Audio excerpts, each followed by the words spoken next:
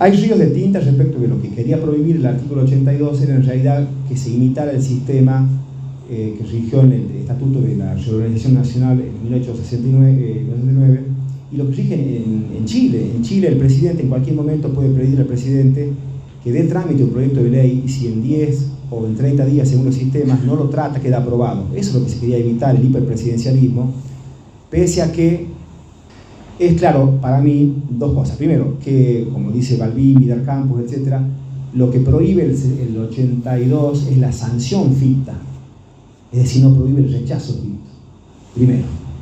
Y segundo, como dice Julio Comadil, entre otros, cuando el artículo dice en todos los casos queda prohibida la sanción ficta, ¿qué es en todos los casos? Es en todos los casos de donde está ubicado el 82, porque el 82 está ubicado en la parte orgánica, primera sección de la Constitución.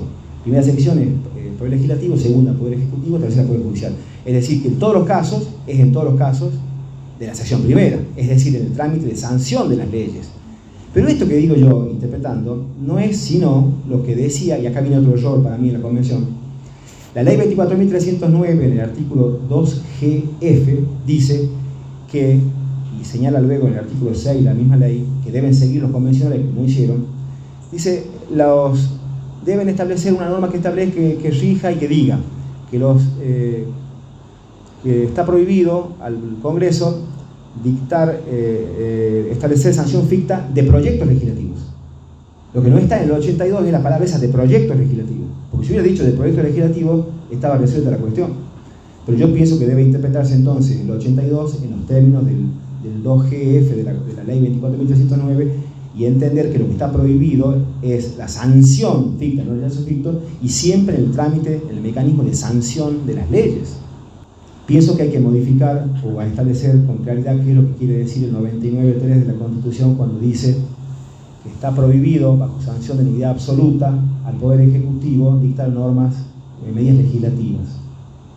Porque no puede ser que en esa cláusula diga que no puede dictar medidas legislativas y después en la cláusula cuarta autorice la ratificación por parte del Congreso de la medida legislativa, porque si la nulidad es, como dice la Constitución, nula e insanable, no puede ser ratificada. Entonces, ¿qué quiso decir el 99.3, segundo párrafo, cuando dice que adolecen de nulidad absoluta e insanable? Lo que quiso decir, vuelvo a lo mismo, es lo que decía la 24.309, que en el 2GA dice que las medidas que adolecen de nulidad absoluta e insanable son los decretos de necesidad de urgencia en materia prohibida, penal, tributaria, electoral y partidos políticos. Le faltó ese párrafo.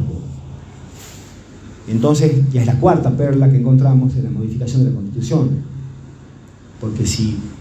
Pero ahora vamos a lo siguiente. Si se pudo incorporar como 77 segundo párrafo de la Constitución un artículo perdido con la ley 24.430, bien se podría con una ley ordinaria dar alcance aclaratorio a los términos del 99.3, nulidades, y 82, silencio del Congreso respecto de la actuación del Parlamento.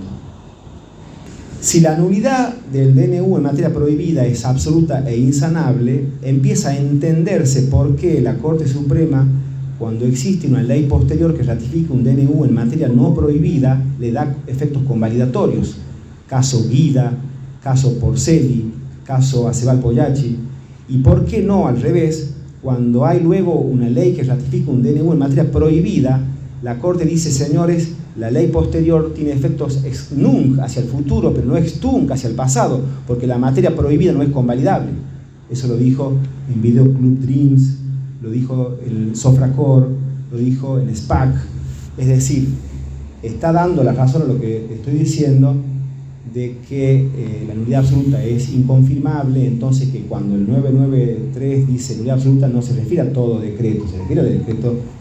Si estuviésemos en un DNU en materia prohibida, yo me animo a decir que el DNU en materia prohibida puede tener lo que se llama presunción de inconstitucionalidad. Ustedes saben que la Corte abrió caminos a la declaración, a la presunción de inconstitucionalidad en dos materias por lo pronto. Una, en lo referido a las normas que establezcan discriminaciones arbitrarias por la edad, por la altura, por la nacionalidad, casos Goschau, Hoff, Mantecón Valdés, Arengón, Almirón, Castro Pesini, etc. Gente que, por ejemplo, Hoff era un alemán que quería ser juez y el reglamento decía que solo se puede ser juez si se es argentino. Entonces la Corte dijo, esta clasificación, esta categoría que está estableciendo la ley es sospechosa. Mantecón Valdés, una persona que quería ser empleado del Poder Judicial, nada menos que el Poder Judicial, y como condición tenía que ser argentino. Entonces la Corte dice, no, esta norma es sospechosa, ¿cómo es que va a establecer cuáles son las razones, las pautas que pueden justificar que no pueda un cubano como Mantecón Valdés?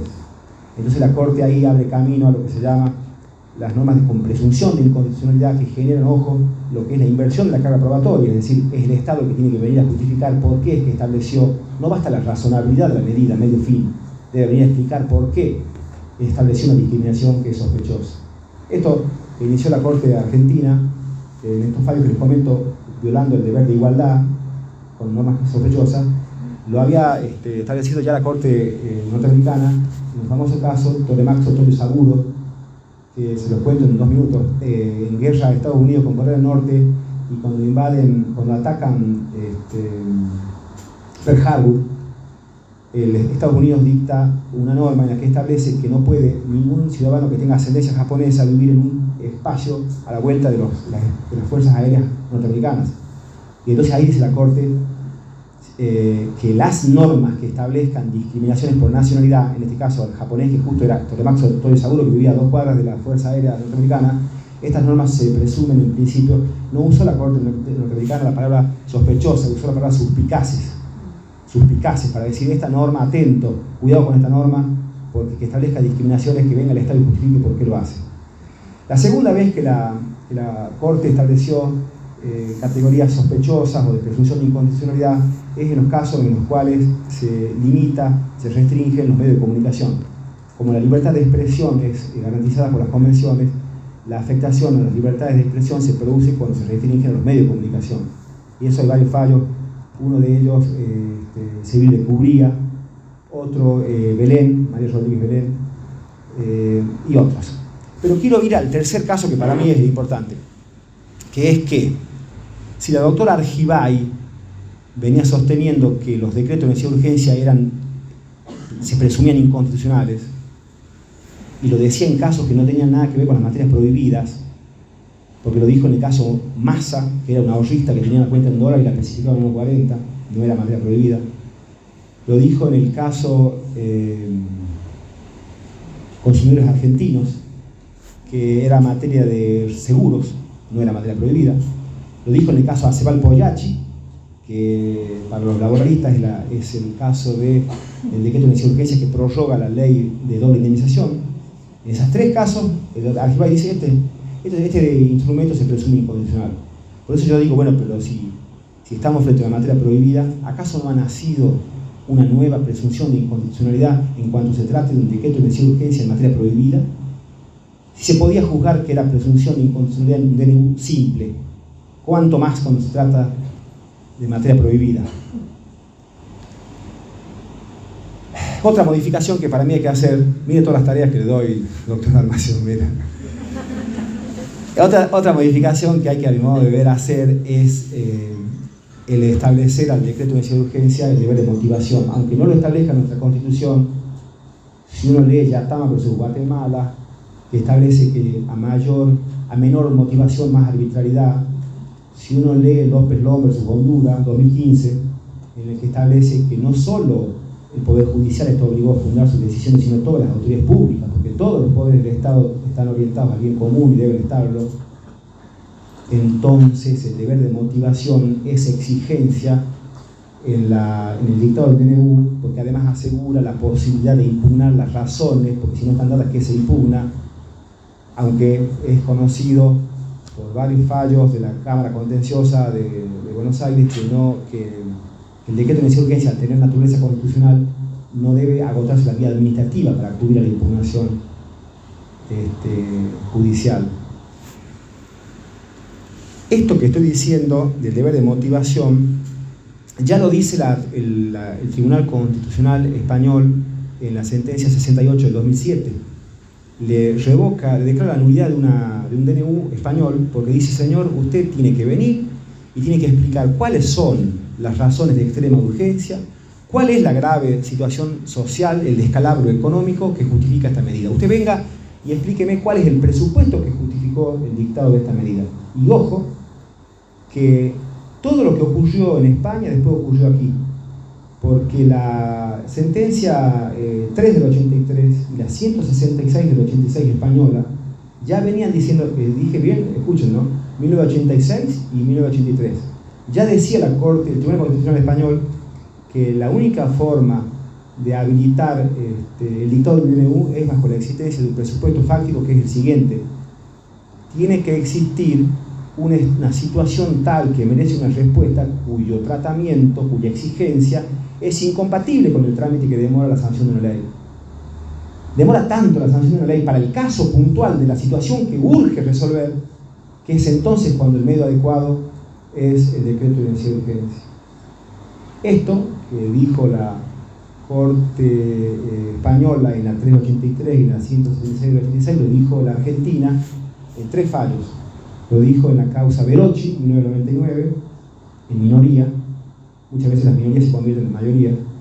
Lo dijo después en la causa Consumidores Argentinos del año 2010. Lo volvió a decir recientemente en una causa que se llama Asociación Argentina de Compañías de Seguros. Volvió a decir, pues ya por unanimidad, que el único justificativo para el dictado del DNU, por supuesto, además de la imposibilidad material que ocurre en causas naturales que hagan desastrosa la realidad de lo cotidiana que vivimos y que eso implique la imposibilidad de excepcionar, la única razón valedera es la existencia, como dije, de una situación excepcional cuya respuesta merezca el tratamiento y una decisión incompatible con el trámite que demora la sanción de las leyes. Entonces, quiero decirle que a mi modo de ver, primero por principio, pienso que los poderes del Estado deben estar orientados al bien común. Y el bien común no es sino, por parte del Estado, la creación de las condiciones para que el ciudadano logre su perfección. El deber del Estado es crear las condiciones para que el Estado logre su potencial máximo. Y muchas veces esa condición se da con la no injerencia. No hace falta a veces que el Estado tome injerencias, y si lo hace debe hacerlo por mecanismos de ley formal, porque como dije a lo largo de esta exposición, es el único con legitimidad plural para establecer restricciones. Ahora sí les cuento un cuento. Me gusta un cuento. Siempre tengo que citarlo a Borges porque me gusta. Dice Borges que Mohamed vivía en el Cairo, en una casita, una casa con una puerta alta, angosta, un zaguán largo al fondo, un patio, una higuera, un reloj de sol, una fuente. Vivía Mohamed. Pero claro, Mohamed soñaba que su fortuna estaba en Isfahán, en Persia, y soñaba con eso. Entonces Mohamed vende sus pocas pertenencias y se encamina rumbo a Persia. Lluvias, tempestades, durmiendo donde podía. Llega un punto que llega a una estación de trenes, hay un alero, se acuesta a dormir y tiene la mala suerte que un vecino roba las pertenencias. Llega el comisario, cree que él es el autor y lo meten preso. Preso, el comisario le dice: ¿qué hace usted, Mohamed, aquí en Persia, en Isfahán? Entonces él dice: yo estoy aquí porque soñé que mi destino y mi futuro estaba aquí. Nadie le creía, por supuesto. Entonces le dice el comisario: mire usted que yo le voy a creer que usted vino acá por un sueño. Yo sueño siempre que en su pueblo, que en el Cairo, hay una casa con una puerta angosta, un zaguán largo, un patio, una higuera, un reloj de sol, una fuente, y que debajo de esa fuente hay un tesoro. Y yo nunca creí en ese sueño. Mire que le voy a creer a usted que vino acá por sus sueños, lárguese de acá.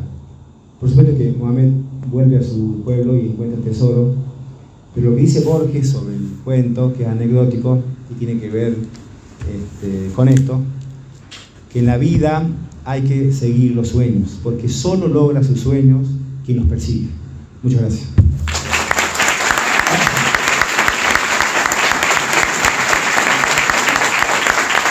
Gracias.